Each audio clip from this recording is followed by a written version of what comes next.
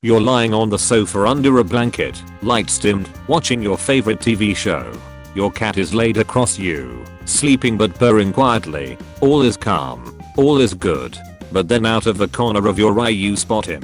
Sheila Biaf. Stop what you're doing. Look at this wolf. Okay, now you can continue. That's not a wolf, that's King Goodboy.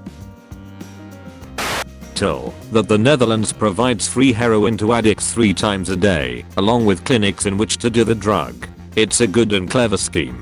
First, the clinic provides good clean needles, so no risk of cross-infection.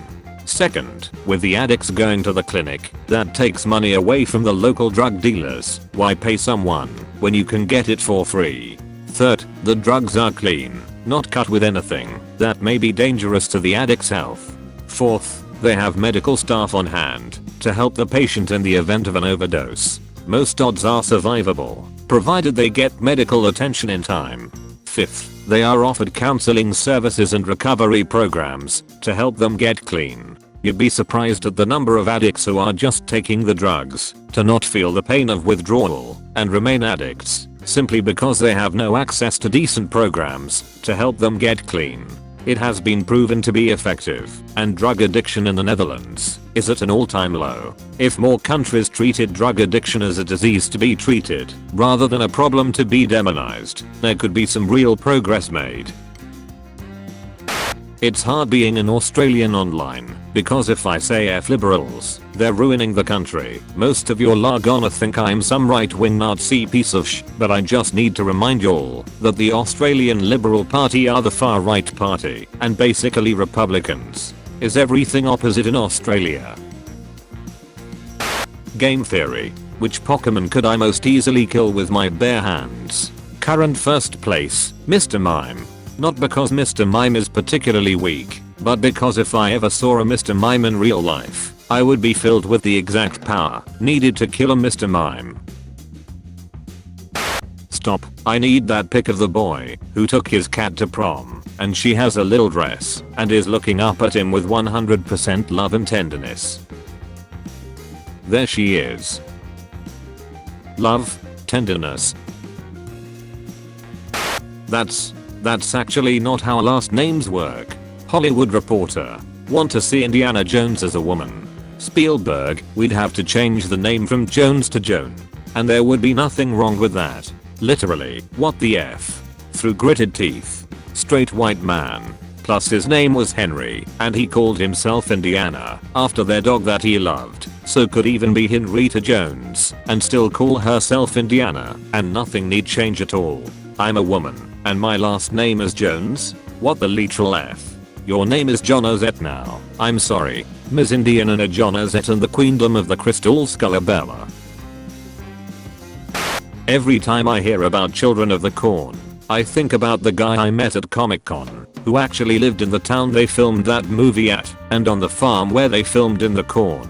He was a teenager at the time, and him and his friends would get drunk on moonshine and rustle the corn and let the air out of the tires of the production team's trailers and now there's Wikipedia pages about how the Children of the Corn set was haunted, and they thought they angered God, but it was really just drunk hillbillies. I don't like adding to posts, but I also have a funny story like this. So I was watching the movie The Blair Witch, which takes place in Burkittsville, Maryland. Which to me is so funny, because that is where my grandfather lives, and the town is literally just old people and cows with their main street, consisting of a post office. Well, anyway, he told me that, after it came out, people were coming in like busloads to the town to find the witch, and my grandfather lives up in the mountain area, and people were up in his property, trying to find the witch, and it made him angry, so he went out, and hung up stick people and stacked rocks, and it freaked the people out, so they started thinking something was out there, when really it was my 80-year-old Italian grandpa, who wanted people out of his woods. We had ghost hunters come to a historic house in my town to film, and if you think every high school kid in town respectfully stayed at home that night, instead of going to F up that filming, you're dead wrong. This is comforting. Actually, sometimes paranormal things are just a bunch of bored people dicking around in the woods. New favorite cryptid, locals. Are you living Or are you just jumping from one obsession to the other to run away from yourself? What are you, the coping mechanism police or something? Okay, but what if like, werewolves transform under the full moon, but there's just this one, and by day he's a big tough guy, and then when he transforms, he's a tiny dog. Just fking turns into the tiniest fluffiest dog. Imagine that howling at the moon. Imagine. Flat stomachs really need to stop being a thing people expect from others. Like, what the F do you mean I need a flat stomach when I have 7 meters of intestine in me? Terrifying thought, but I absolutely agree. China, 2500 years ago. Guy 1. Hey, what should we put in this boiling water? Guy 2. An absolute fucking genius. Leaves. Did he ever come back and answer the question? In The Departed, 2006, Matt Damon and Mark Wahlberg play two different characters, a subtle nod to them being two different actors, despite my wife being unable to tell them apart on the first viewing of the movie. Till that approximately 300 people live in the tunnels under Las Vegas in order to do drugs or be alone in general. Time for me to join them. It took my new cat a while to realize that kissing the top of her head was a gesture of affection, but I think she's finally got it. The downside is that she now thinks the best way to signal that she wants cuddles is to come charging at me and mash the top of her head against my face. It's like a very affectionate punch in the mouth. Yo, Raven. Try one. They're loaded with soy bacony goodness. I respect that you don't eat meat. Please, respect that I don't eat fake meat. If Tumblr users were more like Raven, then no one would fight. Midnight at the crossroads. Satan. So, what brings you here, child? Me. I'd like to be Tumblr famous please. Satan. Satan. I mean, I could make you actually famous, if you prefer. Me. I was kind of hoping I could get a discount, like 30% of my soul, or my third-born child, or something.